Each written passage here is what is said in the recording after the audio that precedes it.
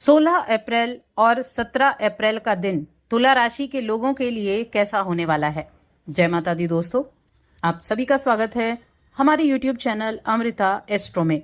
और आज की इस वीडियो में मैं बात कर रही हूँ इन 2 दिनों के राशि फल के बारे में।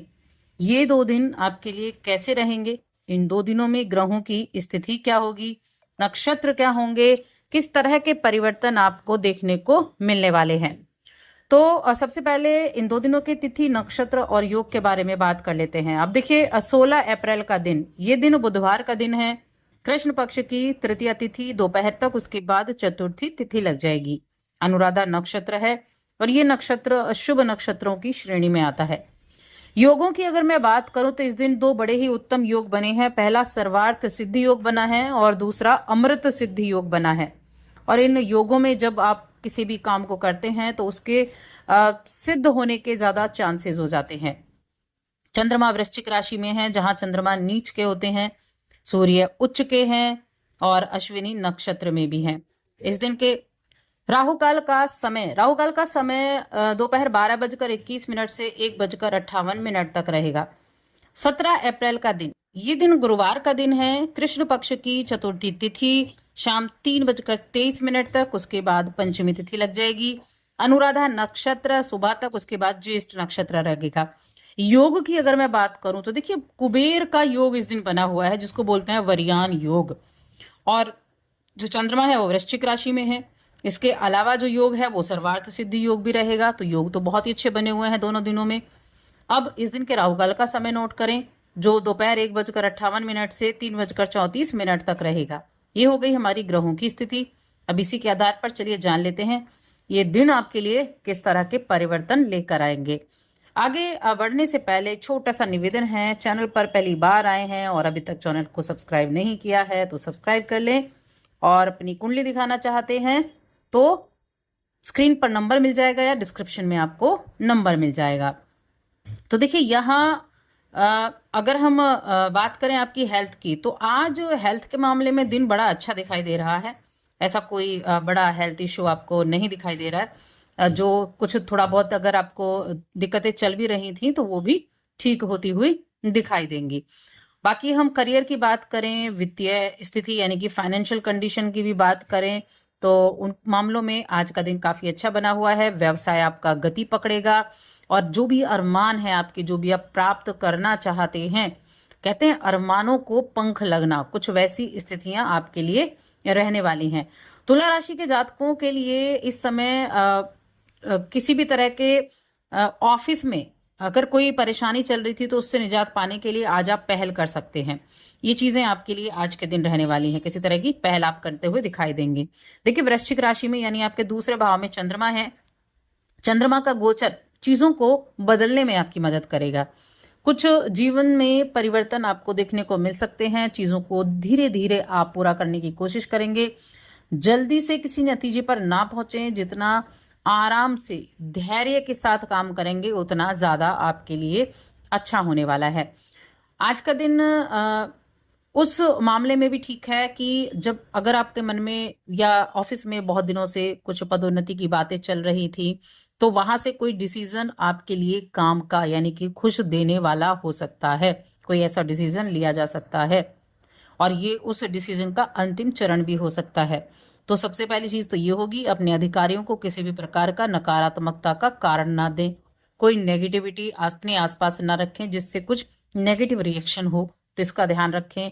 और प्रसन्न करने की उनको बेहद आपको समझदारी से काम लेना होगा, उनको प्रसन्न करने के लिए।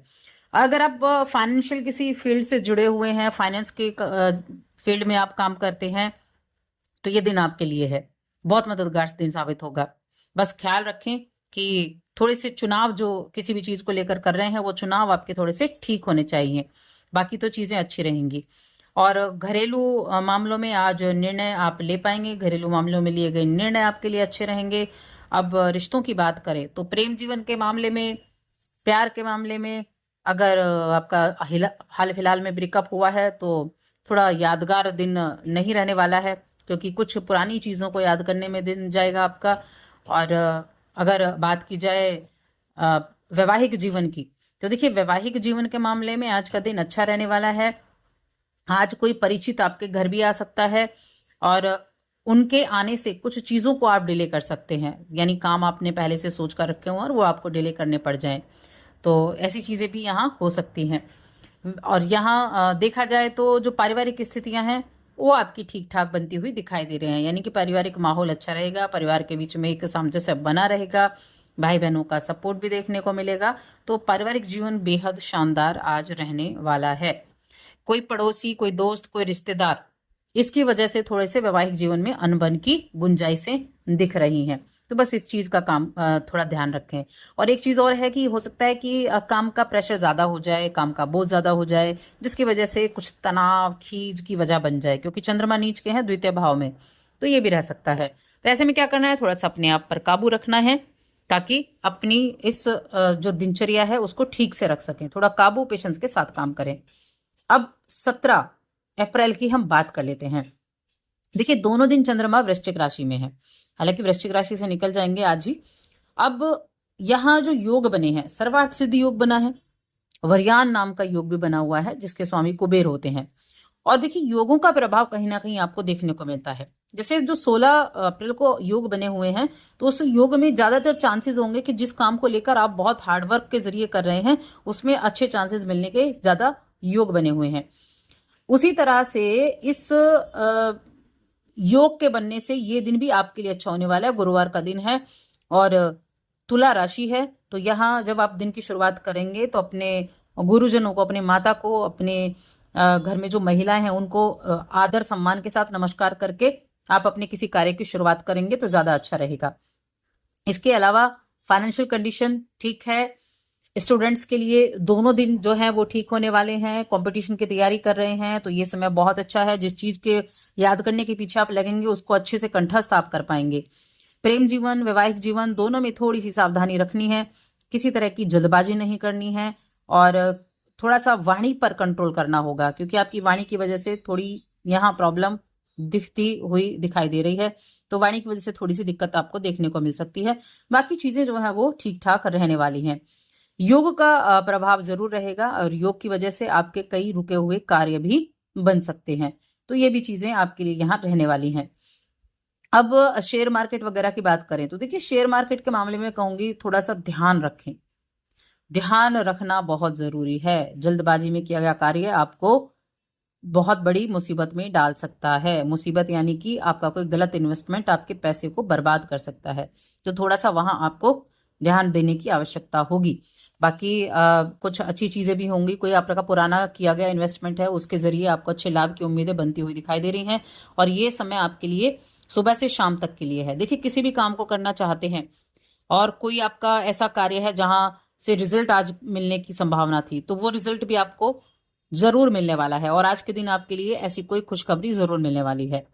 अब उपाय की बात करते हैं, क्या उपाय आपको करना चाहिए। तो भगवान शिव की आराधना करें, शिवलिंग को जल अर्पित करें, बस यही आपको उपाय करना है और साथ ही चैनल को सब्सक्राइब कर लें।